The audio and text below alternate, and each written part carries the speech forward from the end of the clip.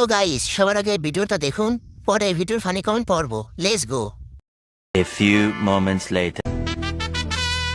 কুটনিরা অশান্তি বাঁধিয়ে দিয়ে বলে, সবাই মিলেমিশে থাকাই ভালো। এই পাহাড়ে উঠবো কিভাবে?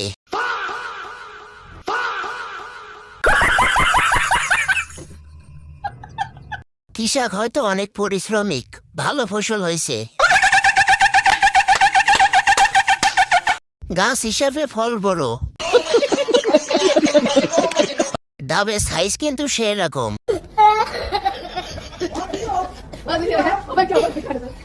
এইগুলো তৈরিতে বহুত শ্রমিকের ঘাম বিসর্জন দিতে হয়েছে।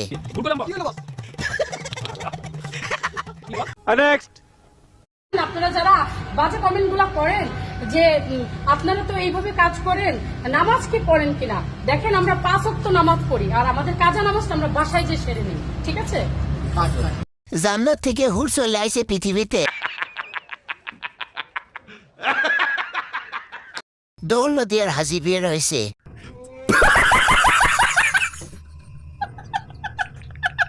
এ তো দেখি গুয়া ধোয়া পিসের।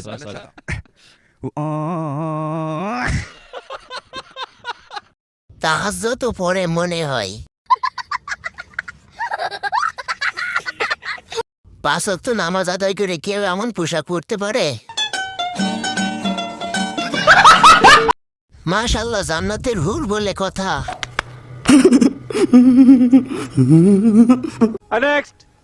জীবনে সব থেকে বেশি কোন জিনিসটা খাইছো?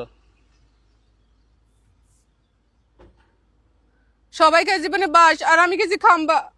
এই খাম্বা আমার খালি মানুষ, আমার খাম্বা খাম্বা মানুষ আমার যে কত দিছে ভাই, সবারই দেয় বাস আর আমার দেয় মানুষ খালি খাম্বা, একটার পর একটা খাম্বা। মানুষ আমার এই দামি খাম্বা দেয়, বাসের থেকে খাম্বার দাম একটু বেশি, তাই আমাকে খাম্বা দেয়, বুঝছেন? তোমার যে বড় সাগর, এইটাই তোমার সাথে যায়।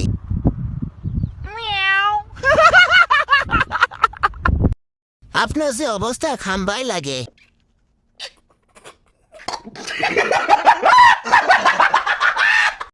তাহলে তো ঢিলা হয়ে গেছে। তোমার তা বড় খাম্বা ছাড়া হয় না। मारो मुझे, मारो मारो मुझे, मारो मारो नहीं, ये मजाक हो रहा है। এত বড় বড় খাম্বা নিতে গেলে ফেটে যাবে।